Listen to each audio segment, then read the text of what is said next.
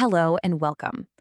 We often think a word is just a word, but choosing the perfect one, that's basically a superpower.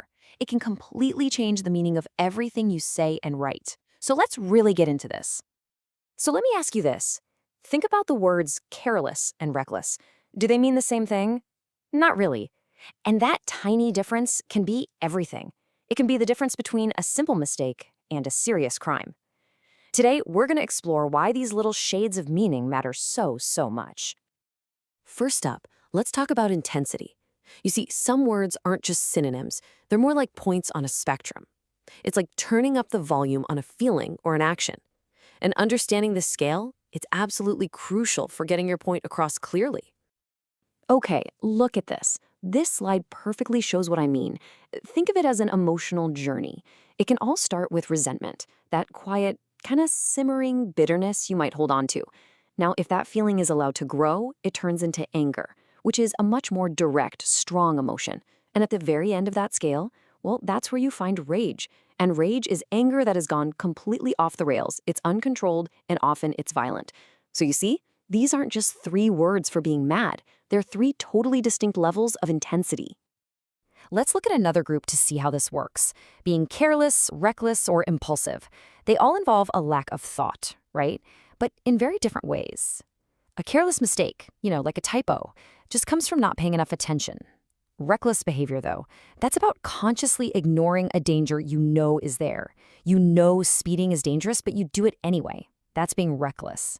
And then there's impulsive, which is different again. That's all about acting on a sudden urge with zero forethought. And this example just hits the nail on the head. The person didn't sit down and carefully consider the purchase, right? But they also didn't recklessly ignore the danger of debt. They just acted on a whim, a sudden impulse. And that is the absolute core of what impulsive means. It's that moment of action without a moment of thought.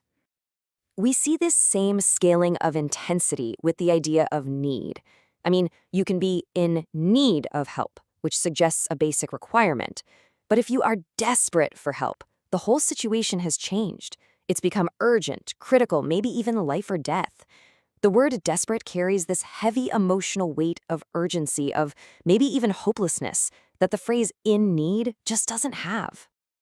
All right, let's switch gears. Now we're going to talk about words that describe condition. The state of people, places, or things.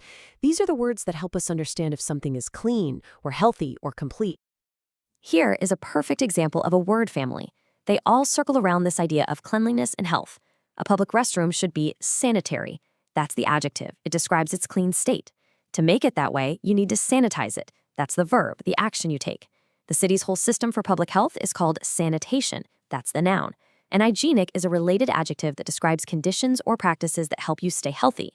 See? Same family, but they all have different jobs.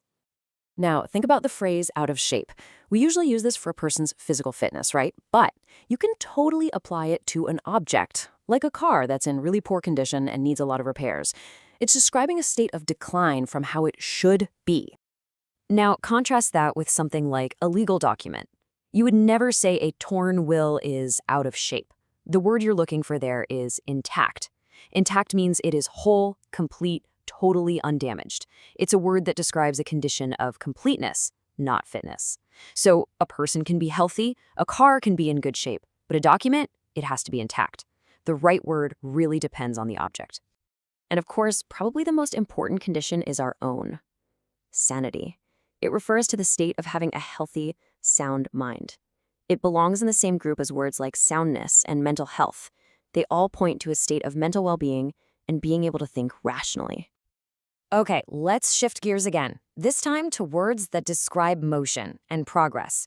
Whether we're talking about a project at work or a car on the highway, how we describe its movement really matters. So these three phrases, underway, in progress, and ongoing, people use them interchangeably all the time, but they have these subtle little differences. When a project is underway, it just means it's started. The ship has left the port, so to speak. In progress feels more immediate. It means work is actively happening at this very moment. And ongoing implies that it's happening now and it's expected to continue for a while, like an ongoing investigation. So the key is that subtle shift in focus, from the start to the present action to the future.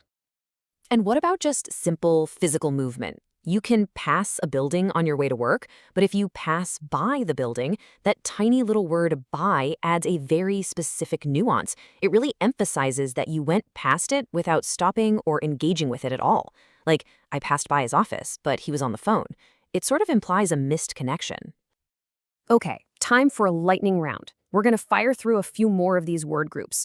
For each one, I want you to just focus on that one key difference that gives each word its unique power. You ready? Let's do this. Okay, here we go. To derive something is about its source. To extract it is about removal. Leaning towards something is your inclination. Tending toward it is more of a natural pattern. Now, food. Tasty is pleasant, flavorful is strong, and appetizing is all about how it looks. What about people getting together? A party is for fun, a gathering is any old group, and a ceremony is a formal ritual. An event is something planned, but an incident is unexpected. And finally, fiction is any imagined story, a tale is a simple one, and a myth is a big traditional story with deep cultural meaning.